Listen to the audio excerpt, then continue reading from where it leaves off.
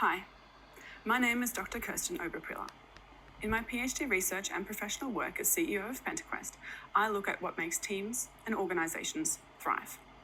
And today, I'd like to share some of what I've learned with you so that you can lead your organisation through an effective and sustainable digital transformation. Now, the problem with any transformation is that executives and leaders make common mistakes. I see many leaders that struggle with transformation because they have a diverse and spread out workforce. They're feeling frustrated because that team isn't pulling in the same direction. They're looking for a way to align strategy with culture and to do this in a really meaningful way. They're struggling to improve manager capability and get consistent performance across the organisation. And they know that they're under pressure to improve employee engagement and keep their best people. And on top of this, the way that businesses and people are managed has changed. Now, 2020 in particular has brought many shifts in how we as businesses operate. But some of these changes have actually been around for years or decades. When we take a quick look back at some of the cutting-edge thinking that's dominated business and the world, it's tied to the predominant challenges of the day. So when we look back at the 1400s, the predominant challenge was looking at exploring the world. And so the type of thinking was about building maps and technology to get us there. Then looking at the birth of the modern sciences in the 1600s, that sparked the scientific revolution, through to the industrial age and the shift from agriculture, and to the information age that we're living in today. Now, what all of these have in common is that the breakthroughs in thinking and in the way that we live and work is tied to the predominant challenge of the day. Today's challenges are different. In our age, the predominant challenge is on harnessing human capital and collaboration. So the challenges that we face are around employee engagement, customer attention and retention, the self and well-being, the environment and sustainability, and policy making and political engagement. Now, all of these challenges can be examined through the lens of behavioural science. So behavioural science is the scientific revolution of our day.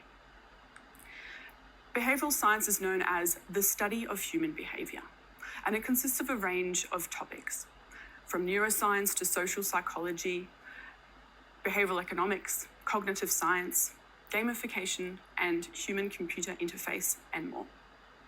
You can see here how much the field of behavioural science has grown. From the 1979 study published by Kahneman and Tversky.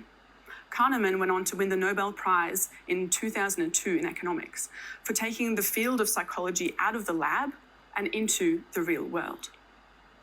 And it's been 10 years since Thaler and Sunstein published their book, Nudge, an international bestseller that's become part of the normal business vernacular. And Thaler went on to win the Nobel Prize in 2017. So over the past decade, behavioural science has been a breakthrough in business, in marketing, employee engagement, and in behaviour change. There are over 200 behavioural insights teams across governments globally. And this effort in academia is seen as well in the number of research studies and findings published. Behavioural science gives us the structure, methodology, and the vocabulary to understand, predict, and shift behaviour. The top performing organisations are using behavioural science to increase engagement and help their organisations perform. But again, the problem is that too few leaders know about this approach, and they're making common mistakes.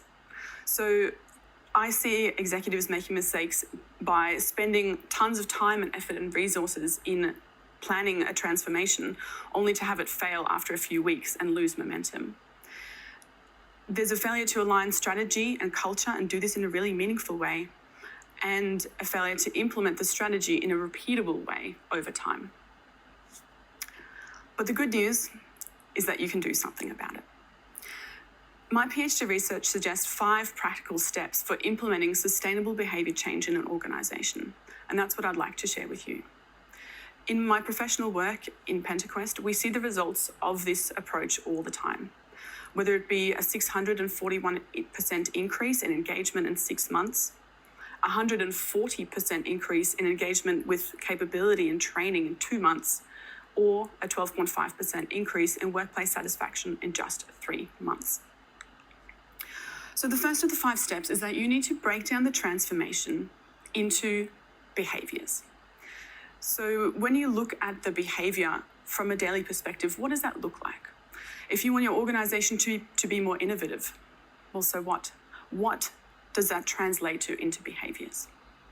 The question I like to ask is, if you were to point a camera at it, what would you see? If you see an organisation that's really customer-centric, would you see the behaviour of a staff interacting with a client? Are they smiling more? Is the customer giving more feedback? Are there more initiatives to do with customer centricism being put forward? If the organisation is being more innovative, what would that camera see? Would you see people sticking up post-its on a wall? Would you see people calling someone from another team? What would you see? So the first step is about breaking down the behaviour into its behavioural components. So ask yourself, with your transformation, if you were to point a camera at it, what would you see? The second step is that this behaviour needs to be small, relevant, and frequent. So if you take the example of a Fitbit or an Apple Watch or a Garmin, these are all devices that encourage you to exercise more. Now, I could send you a study that says 10,000 steps a day is really important for your health, but that's not going to change your behaviour, is it? No. But instead, if we put something in your daily life, like a wearable, that nudges you to get up and walk, that rewards your progress and encourages you, and it celebrates when you win, now you are a lot more likely to enact that behaviour. And we know this works. So if you or someone you know has been guilty of doing a few laps around the living room at night just to get to that 10,000 step mark, then you know exactly what I mean. So for your transformation, this is the same level of behaviour that you need to break it down into. So looking at that behaviour at a really concrete way and making it really small and relevant. And it needs to be relevant at a personal level. So ask yourself, what does the transformation mean for your staff when they log in the morning?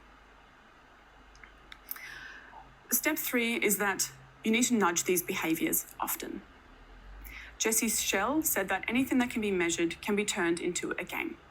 So once you've defined the behaviour and made it daily, you need to tie some incentives to reward and encourage that behaviour. Now, you can do this through behavioural mechanics, whether it be the thermometer in the office that gets filled up as you do a particular type of behaviour or raise funds, or the bell that gets rung every time a member makes a sale. Or you can do it in a more sophisticated way through gamification. Gamification is the use of game mechanics and experience design to encourage users, engage them, and solve real-world problems. And when I say gamification, I'm not talking about competition, and I'm not talking about playing Candy Crush at work. What I mean is adding in rewards and incentives to encourage people along the journey.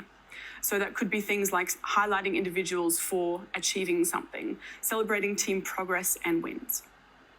So in essence, step 3 is about tying incentives to the behaviour. Step 4 is to use digital implementation to make sure that this change is systematic, scalable, and measurable. So once you've broken down your transformation into its behavioural components, you've made these behaviours relevant at a daily level, and you've even got some incentives ready to go, the next step is implementing it. Now, you can do all of these steps in an analogue way, but a digital implementation means that it is scalable across your organisation. You can make sure the transformation is wherever your people are, regardless of location or time zone. And it also means that it's consistent. I hear all the time frustration of leaders in their managers and the capability in trying to lift that in order to get consistent performance across organisations and teams. And it makes sense. Team dynamics are important, so the manager will always play a really important role. But what a digital platform does is it lets you touch the whole organisation and do this in a consistent, repeatable way. And finally, step 5 is that you can do this with any type of change. This approach, because of the way that we're wired, works with any type of behaviour, whether it's learning and development or cultural change, aligning strategy, building up capability, you name it. You can apply these steps to any type of transformation that you're looking to achieve in your organisation. So behavioural science is today's scientific revolution. Organisations and governments are starting to use this approach to engage people and nudge behaviour in a meaningful way. You too can tap into human psychology by making sure you translate your transformation into its behavioural components, make them personally relevant and meaningful at a daily basis, and encourage and reward them in a digital way. By using this approach, you can help your organisation and team thrive. Thank you.